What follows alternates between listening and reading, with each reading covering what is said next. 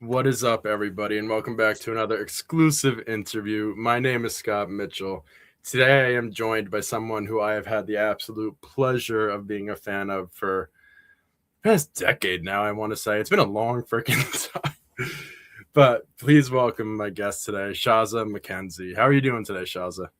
I'm good. My dog just started crying. I'm gonna go kick her out of the room Oh, because she is having a little. All right, come on, come on. You're out. No, oh, if you're gonna stay there, you can stay there. But otherwise, you're okay. Sorry. I was like, as soon as you pressed record, she went, oh, "Girl." what kind of dog do you have? She's a bulldog, Oh, English precious. bulldog. Precious. How old? She would be. I think she's 3. She's about to be 3. I think she's 3 in August. Oh, I She's a love Leo like me. Oh, I love dogs so much. They're so adorable. My favorite animal.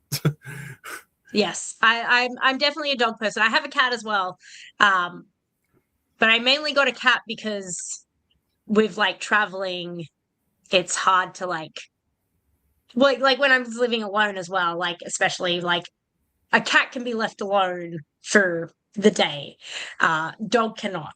But I live with other people now, so the dog can be, for the most part, looked after. For sure. And I kind of did want to share your story on this site about, just like your career, but I really wanted to focus on your time in freelance because we could sit here for hours upon hours and talk about your career because you are an absolute legend on the indie scene. I've been able to be a fan of yours for a long time now, and it is absolutely a pleasure to work with you. So thank you for taking the time out. Of course.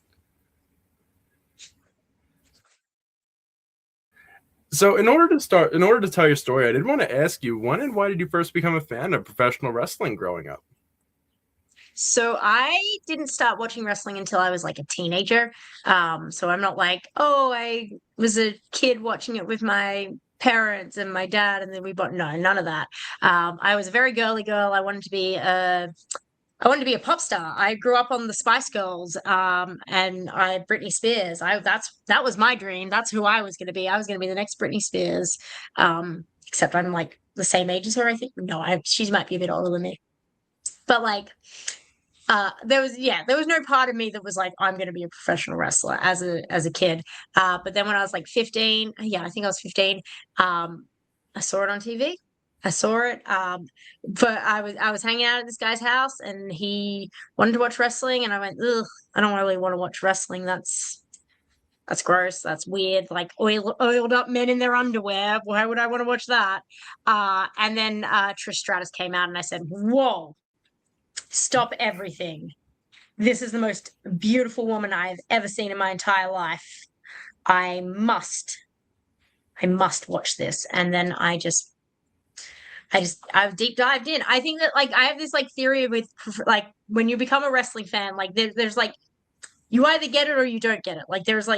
There's people that watch it and go, oh, that's like yeah, weird, but I get whatever. But then there's like you're either that or you're like, this is the greatest thing I've ever seen in my entire life, and I need to learn everything about it right now. I need to watch every match that has ever been taken place and learn all the history and join every forum on the internet and discuss it with everyone right now. And that was me. I was that person. I you know what, I fully respect it because I was that person too. So you know what, it's fun. Like It is. It is you what it either is. get it or you don't. You either get it or you Yeah. don't. And you kind of answered my next question a little bit there, but I did also want to ask too, did you have any favorites or any inspirations where you saw them and you were like, holy shit, this is I awesome. really, This is what I so want to do when I'm older. And I will see you before us today.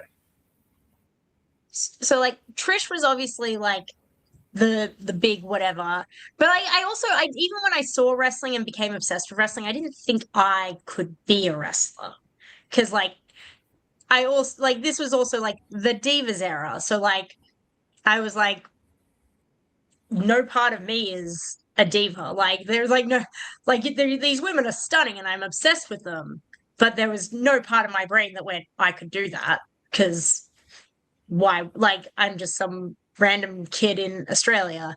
And so I really didn't think I could be a wrestler until I went to wrestling school with the intention in my mind that I was going to be like a manager or like some like just like a silly whatever. Like I didn't like I was like, there's no way I can be a wrestler. Like they're like these super fit athletic girls who like look like $1 million. Like there was no, I was like, that's not me. I can't do that. And then I started training and I went, oh, I want to do this. And then like, obviously like I started training in 2007. So it was still like diva era, very much so. But like it very much like that's when sort of like Shimmer started in, gosh, but Shimmer started in 2005. So like that like independent women wrestling, like where they actually wrestled, was kind of like not the, I mean, the Yeah. independent women before that time also did actually wrestle, but like it became a bit more like not even mainstream, just like there was a little bit more hype. There was a little bit more like, hey, let's watch this women's match. Like the girls were like, this is when the girls were starting to get on like Ring of Honor with the Mischiefs and the Lacey's and like all of like Sarah Del Rey, all of those people, Daisy Hayes, like those queens, our queens, they were like doing their little matches on Ring of Honor like at the start of the shows, and no one, still people weren't giving a shit, but like they were fucking going out there and doing it. Sorry, I'm swearing. I didn't know if I was allowed to swear, but but yeah, like You that's get like I'm very glad that that sort of started like becoming a thing as I started training, and then like I was able to be like, okay, yeah, actually, I guess I could do this. Like, I'm obviously never going to make $1 million and become a like WWE diva. I was like, that's just not him. Like, that's not even like the idea of being signed to a major company was not even like in the realm of possibilities. But yeah, like that, but I'm very, because that was all kind of happening as I started training and as I started wrestling and stuff. I'm very blessed for that. It was I mean, I came up in a very weird time where I'm like half the like diva, like I'm like half from the generation that where girls were like, yeah, where they were told like you don't really need to do anything, so just like slap each other around, pull some hair, you'll be good. And then like because I've just stayed, I've like, whereas like most people from my generation didn't, because I've been doing this for way too long now.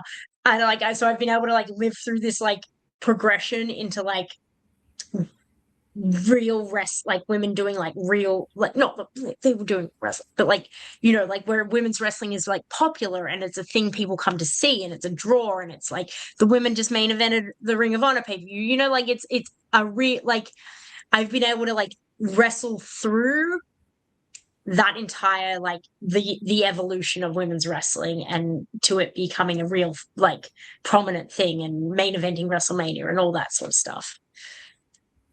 for sure. And it's funny that you talk about that because women's wrestling as a whole has been, so when I first got into it, I was a massive fan of Lita, but the fact is like Lita wasn't doing what a lot of the women are doing today.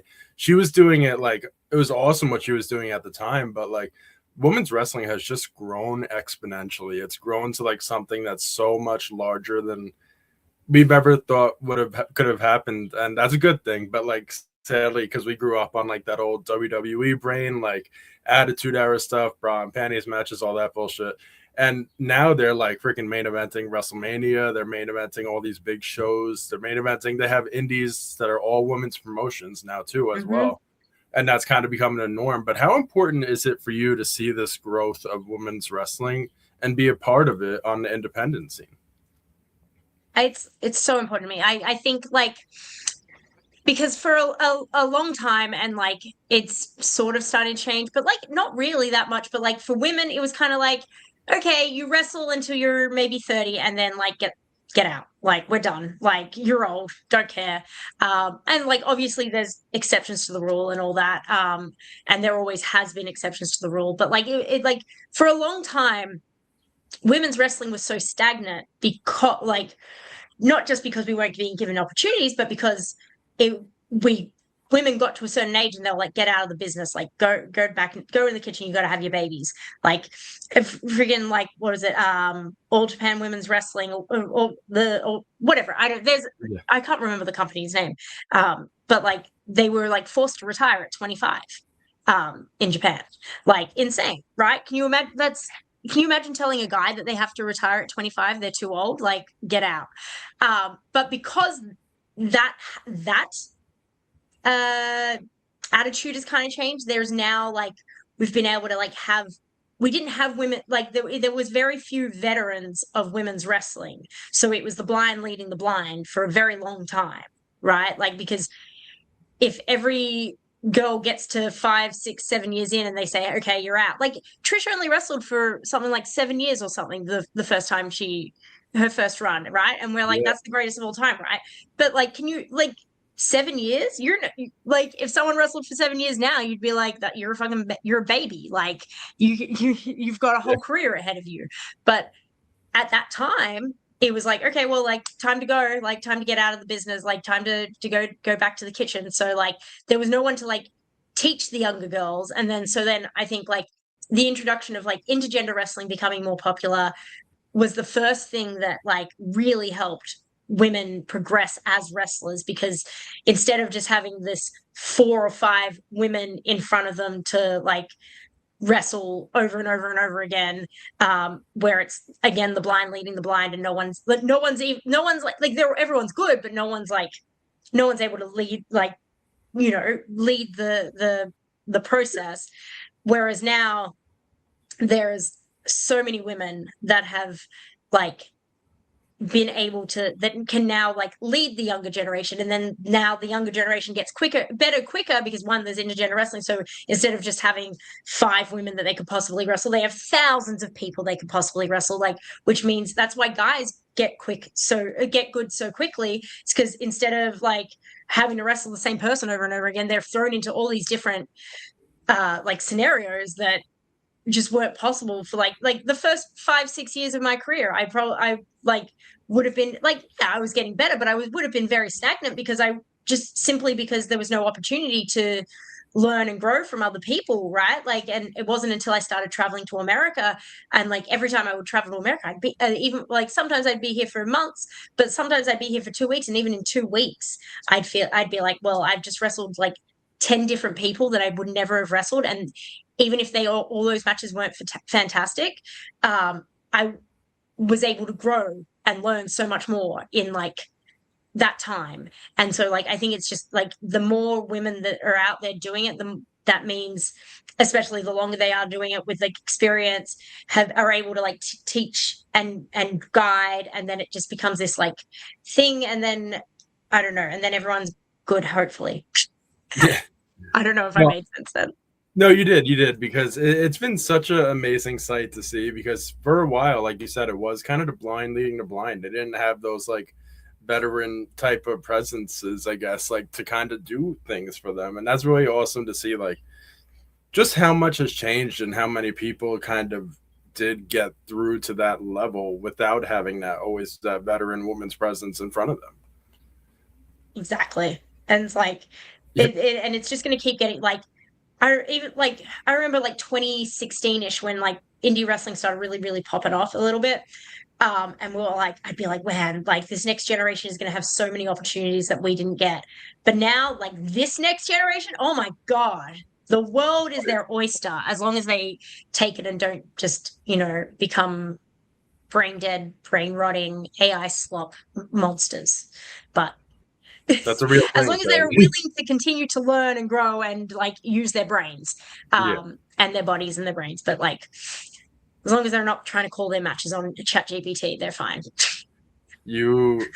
I'm scared to even wonder how many people are actually trying to do it on ChatGPT, but I'm not surprised if many people are. So I'm sure they are, and it's concerning, but it's more concerning that like someone doing my brain surgery in 30 years is doing their degree using ChatGPT. That concerns me a little bit more than the wrestlers. But you know, that's a whole other thing. That is true. That is true. And, I also did want to talk about too, because you are from Australia, which is super cool. It's actually one of the big reasons that I became a fan of yours is because seeing you come over to the States early on into your career and kind of get to showcase yourself to a new audience, it was so awesome. But how would you say the professional wrestling scene is over in the land down under compared to competing in the United States? I love Australian wrestling. Like, I love so many Australian wrestlers because I genuinely believe that we are some of the best trained professional wrestlers. We've just been very lucky to have some very, very good professional wrestlers go out in the early 2000s, go and learn from some of the greats, and then bring that back to Australia and then continue to grow, teach us as we go. Like, I'm very blessed to have been trained by Madison Eagles and Robbie Eagles. I don't think I like they always pushed me to be better and get better and continue, and I still that's still ingrained in me even if I'm not there training every week at the Pro Wrestling Academy. But like, I think like the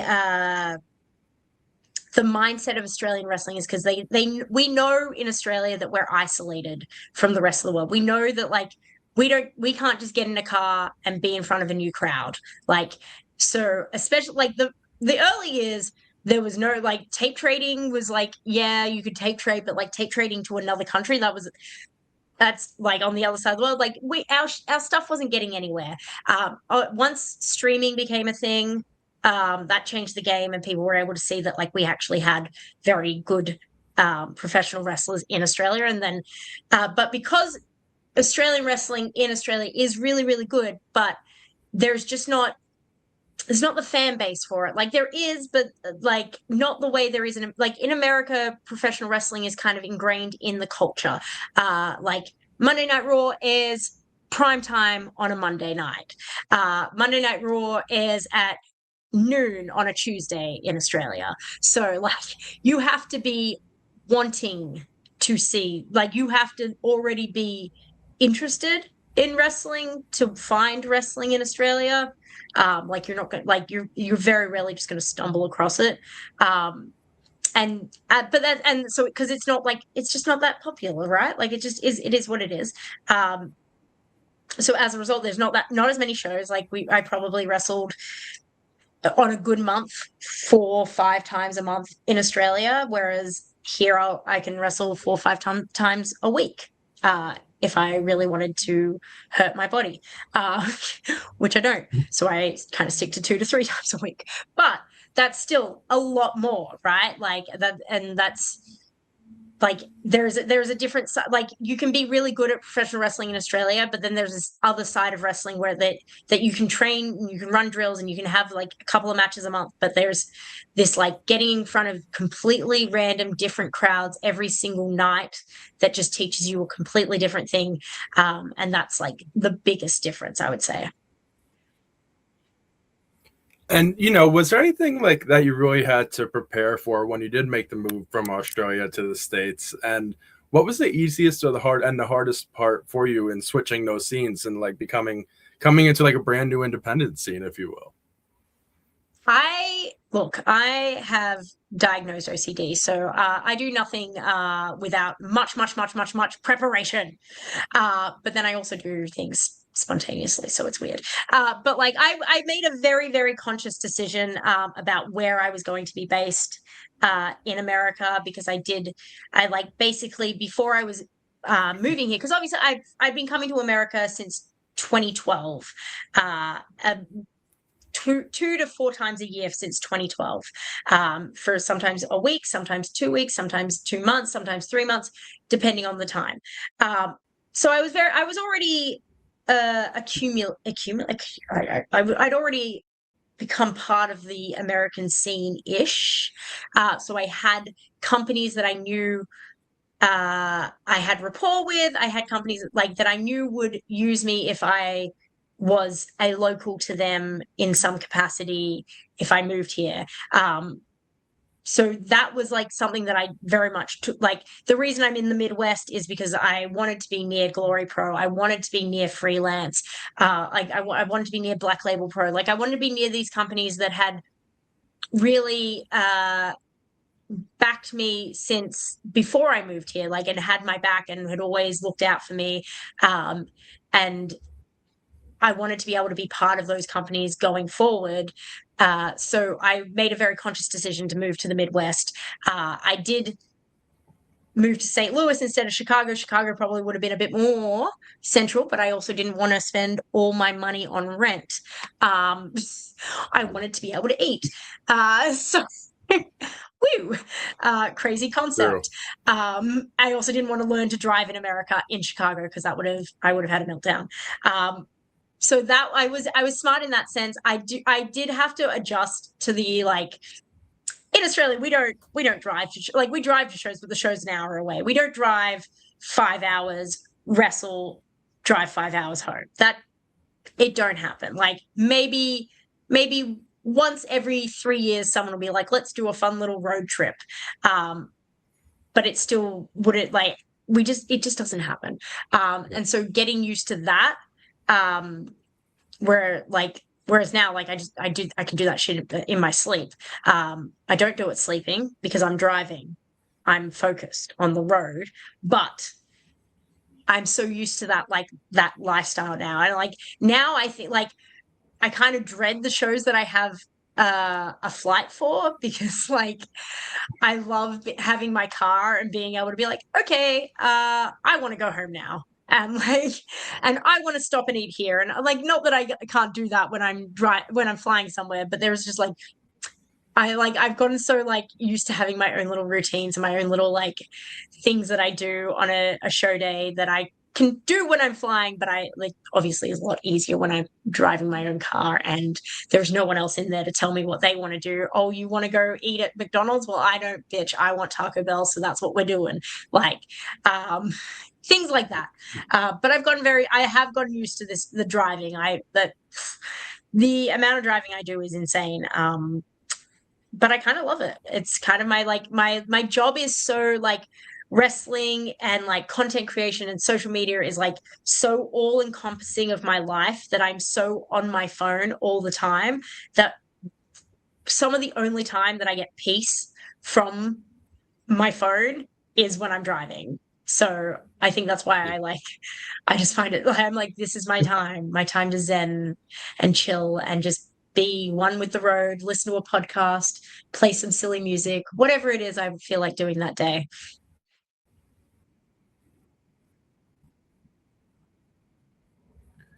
And you kind of spoke about it too. Midwest is kind of your territory, your home, if you will. Freelance Wrestling this Friday night. You will be squaring off with Celeste. What is your mindset heading into this match?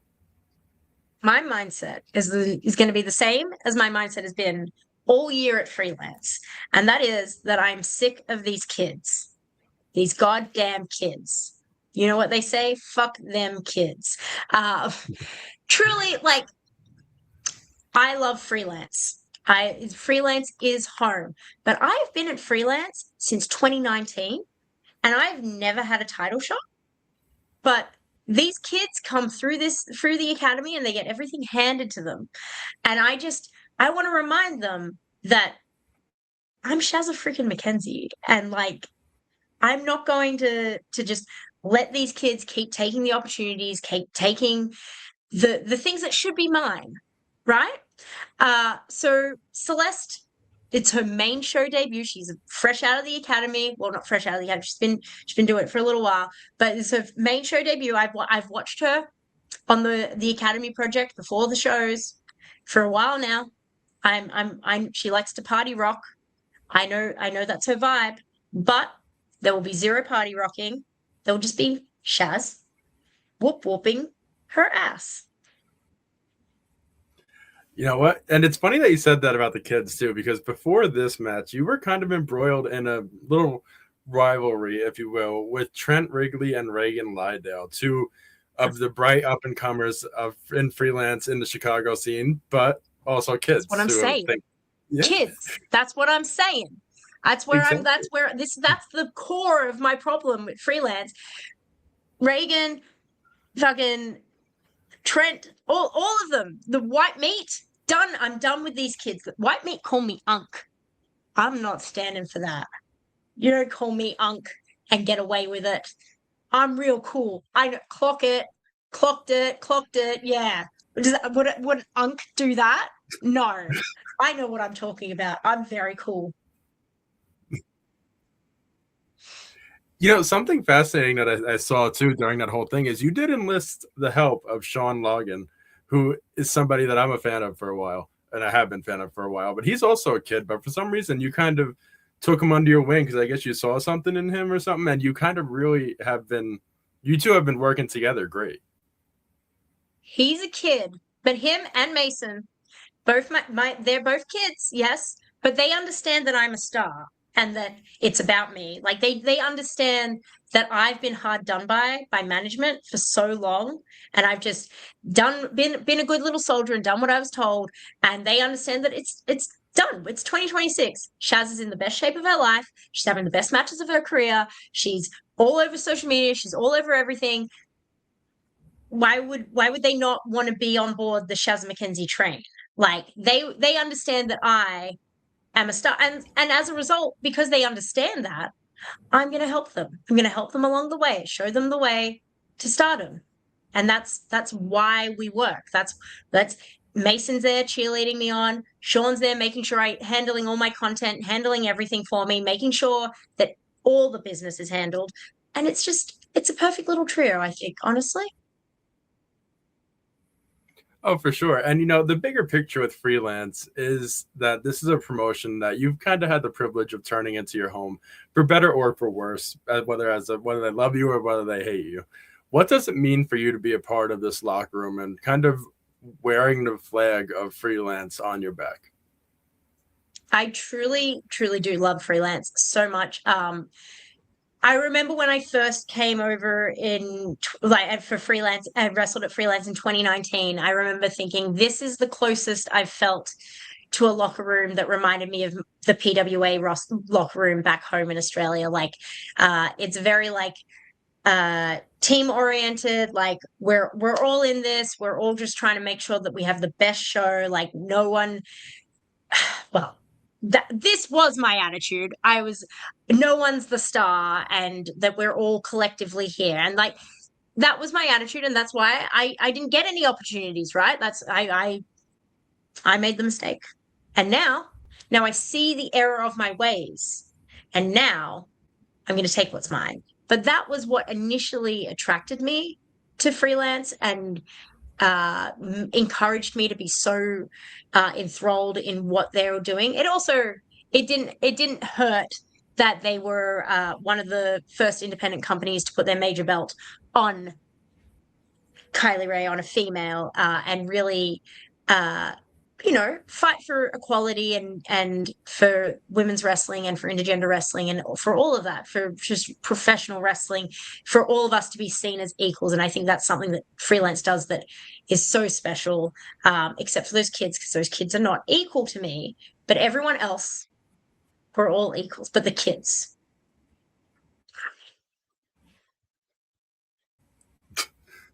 Exactly. And I want to look at the big picture too with Freelance, and that is that Freelance is doing things that I don't see very often on the independent scene, and that is like they have the pride flag up at all their shows. They have the transgender flag T-shirts that they make, and it seems like it's something that is super important to them that we rarely see outside of June, because everyone in June's like, oh, Pride Month, let's throw rainbows on everything, and then after. Yeah. And then in July, nobody cares anymore. But so Freelance does that year round. And how important is that to you to see a promotion that is kind of standing up for people who might not have a lot of voices to stand up for them?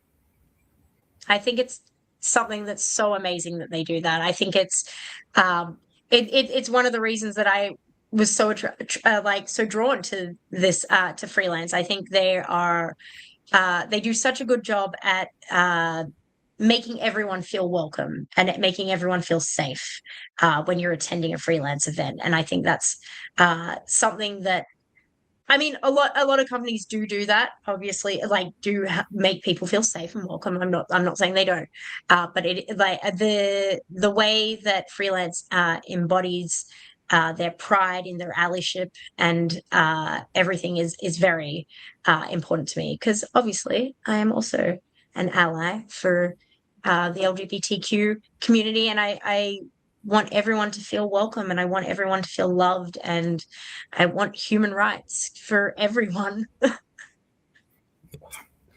And, you know, we are getting to that time again where in June, everyone's going to change their profile picture to something with the flag. And then literally on midnight of July 1st, I was talking to Effie about it. And he was like saying in our interview, on midnight, July 1st, everyone's just like, bye-bye.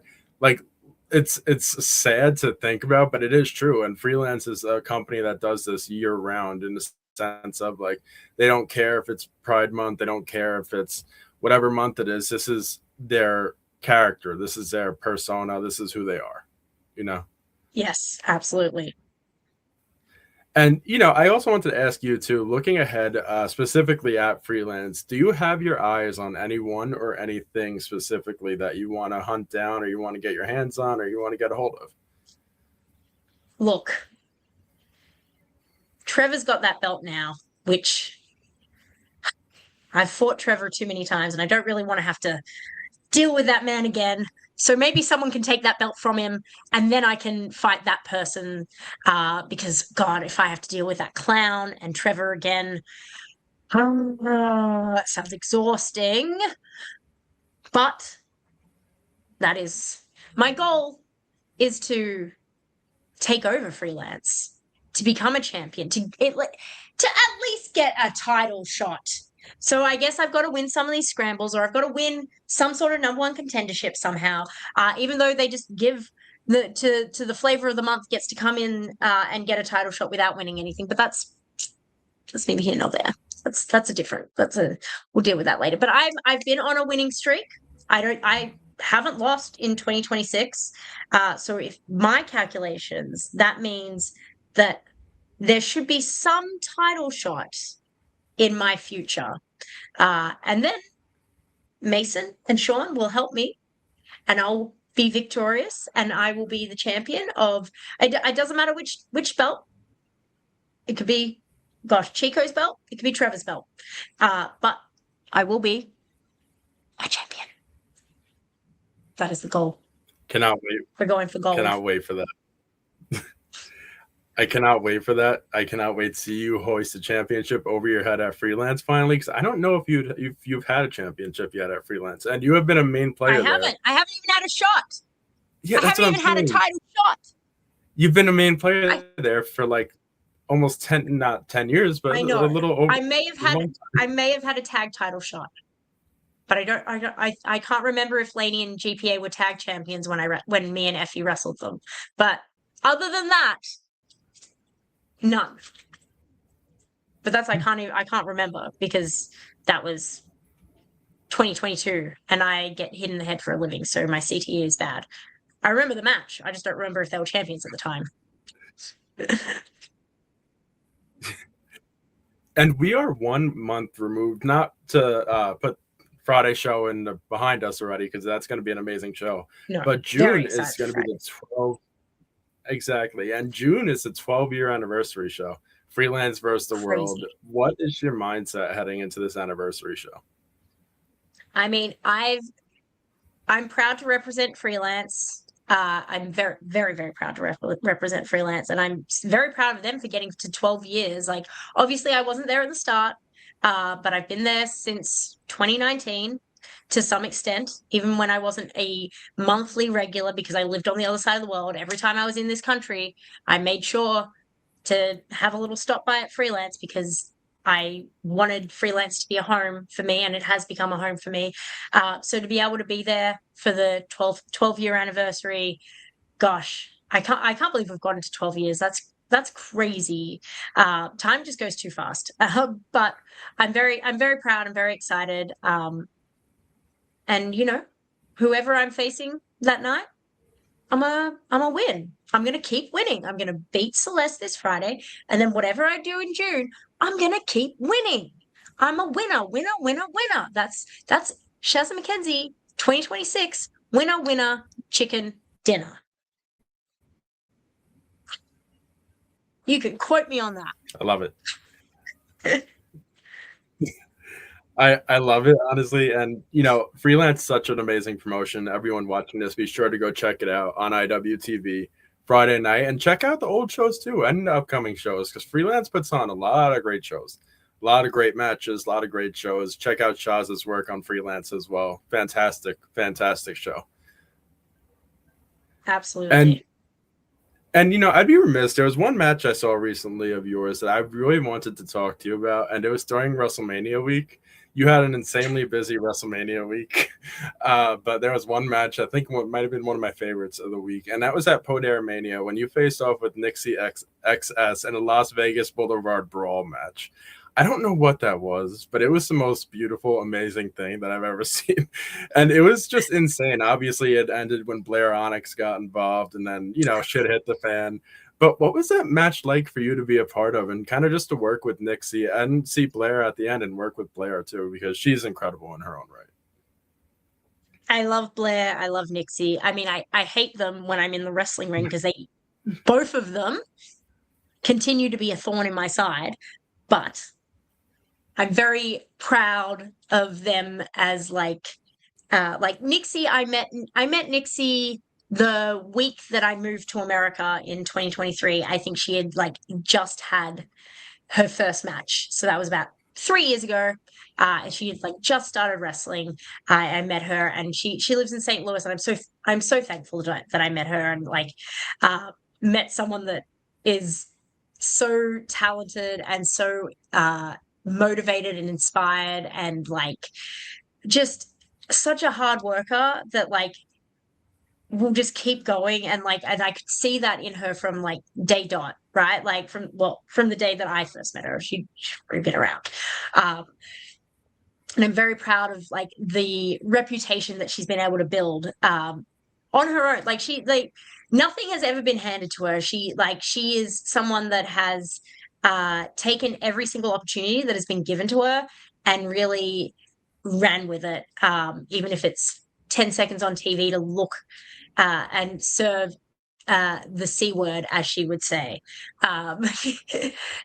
She's always taking the best of every opportunity, just like she took the best of the opportunity and stole the win from me in Vegas, which was a continuation of last year in Vegas when we had a last showgirl standing match at PoderMania, which was equally as ridiculous. So who knows what we're going to do next year in Saudi? No, we're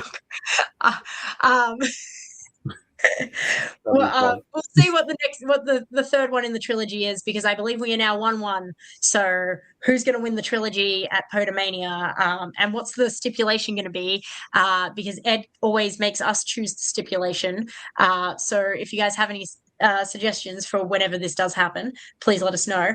And then Blair, at some point last year, Blair decided her and Source decided, maybe Source decided first, and told Blair to really just annoy the crap out of me all day, every day, scare me whenever she could, pop out wherever she'd just be showing up places like Vegas to scare me. And that's some BS, But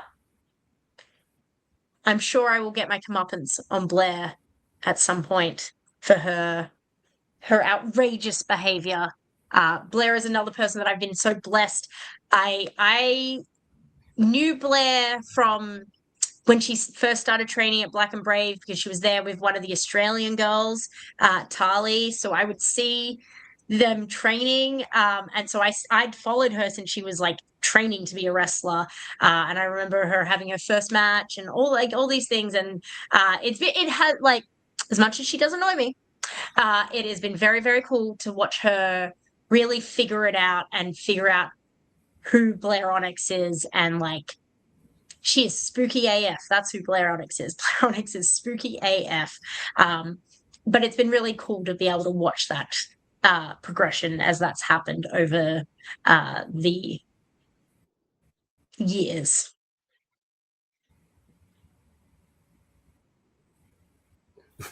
For sure. And, just last weekend, actually, you and Nixie got to run it back at GCW again. But what was it like to once again work with her and do it on such a platform like GCW, which is, in my opinion, a top independent promotion that gets like the most eyes, the most views, and it's pretty fun. So, what was that like for you? It was really it was really fun. Like there was something very like calming about it because it's like, oh, it's Nixie. I know what to expect. I've done this 1,000 times at this point. Was Lord knows we have wrestled in all over America. Me and Nixie at this point. She's a regular. Maybe not so much recently, but like there was a solid year where we were regular car buddies. Every weekend we'd be in the car listening to Taylor Swift, listening to Sabrina Carpenter, and getting our wrestle on. So to be able to be there for her, I believe it was her like singles match GCW debut. So I think it was pretty cool. It was cool to be able to have that with her. And like obviously, I mean, not happy that she beat me, but it is what it is. And I know that it just means that she's got a bright future ahead of her. And speaking of futures, looking ahead for you, what future goals do you have for yourself now that you've been in this world for so long and you have done it all and you've won it all? But what would you really like to still accomplish? I mean, gosh, like for me, I've really been having like just fun. This year, I finally got my green card, which has been like a giant weight off my shoulders because there's no I feel like I can finally actually like make plans for life and like figure out what I want to do in the future. And that's why I've been on this like big fitness kick of like, okay, well, like there is like I can have a regular structured life to some extent now. I'm not just living in like fear constantly. Because I love it. But that like, and so having that and just being able to like really embrace my work and like put my like be able to like create something again. Like it's I don't have specific tangible goals. Like I mean, I do have some. Like, look, I would love to have a main event at Freelance. I would love to win 1,000,000 belts.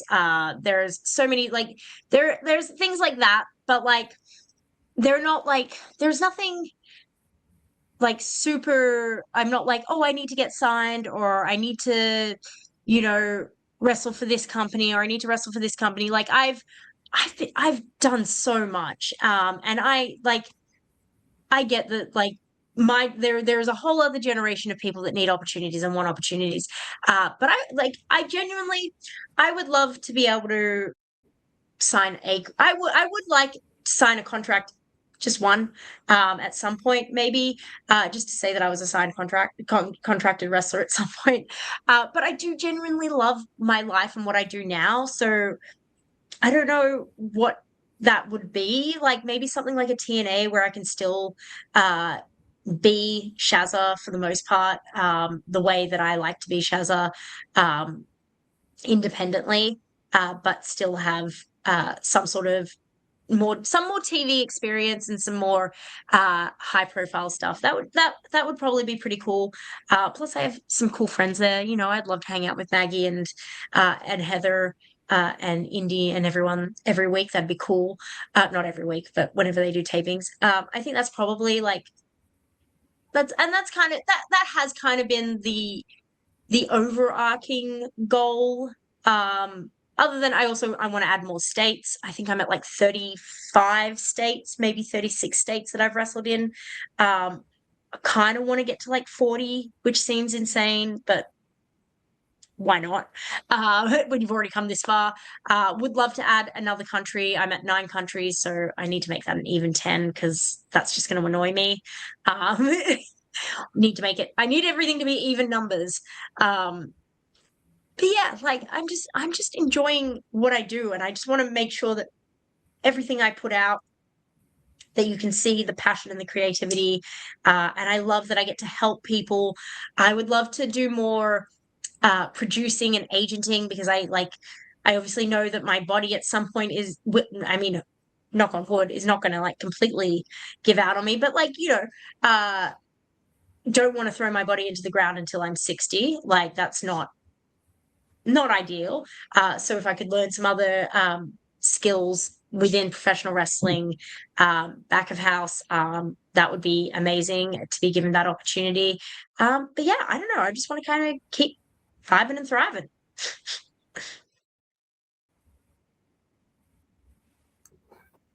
Definitely. And you know, you gotten to wrestle so many people, so many great people in your career so far.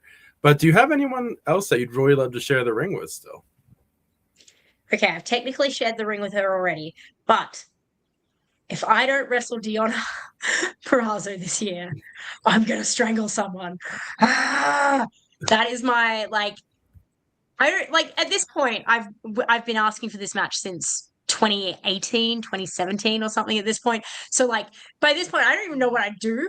But like we've wrestled. We had a triple threat in 2018 with Indy Hartwell in Australia, and then I wrestled her for 90 seconds on Rampage in 24. But we haven't had like if we just had if I could have just a good solid independent match where I could just wrestle. That's my dream to just. I mean, it'd be for me. I don't know if the crowd would give a crap, but it's for me. And sometimes, you got to do selfish things because I just think she's one of the best technical wrestlers, and I love technical wrestling. And like, I want to be able to go and do it. Give me a pure, yeah. Give me a pure championship title match. Give me a proving ground match. I'll give it to me. Come on, give me a buzz. Give me a buzz. I'll hang out at Ring of Honor for a day. I'll go do it. Whatever you want, mate. Exactly. And you know what? The worst part about it with Deonna is like she is so good, but like we haven't seen her defend that title like much at all. And I'm just like, what are you guys doing? And I hate being one of those fans because I hate those fans online. But I'm just like, what are you guys doing? Like this woman is one of the best freaking wrestlers around today. She's so good. She's so good, and she's also really smart because she's also making sure she has a career after wrestling, and that is I love it. I love women who plan and have a plan and execute the plan and just like I love it. And I just think she's such a phenomenal wrestler. That's still like my dream indie match thing that I want. I mean, it was supposed to happen in March, and then she got pulled from it for Ring of Honor.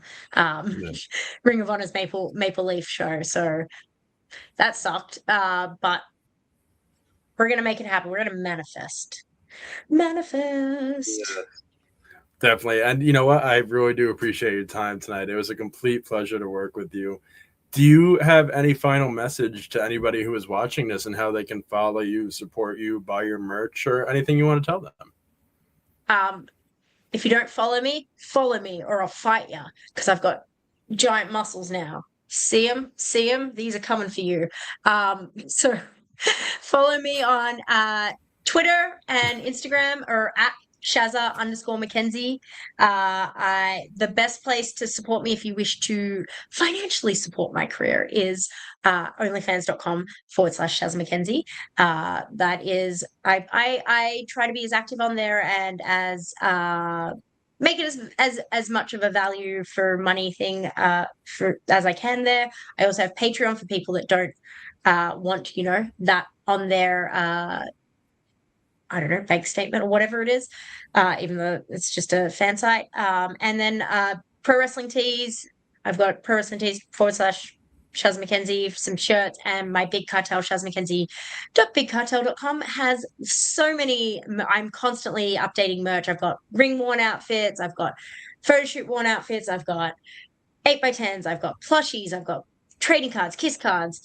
Magnets. No, I don't have magnets. Actually, oh my God, I need to get magnets. I have keychains. That's what I have. Stickers, plushies. I have everything there. T-shirts. So those are the places you can support me. Awesome. And I will link everything down below. Anyone watching this, it's only a click. You don't even need to type it in. So just click on it down below. And Shazza, it was a complete pleasure to work with you because I am a huge fan of yours. I love everything that you've been doing, and I am thankful for your time tonight. Thanks for having me. Appreciate it. And kill it on Friday. Good luck to Celeste, but you're going to crush it. I cannot wait to see that winning streak continue to go. Yeah.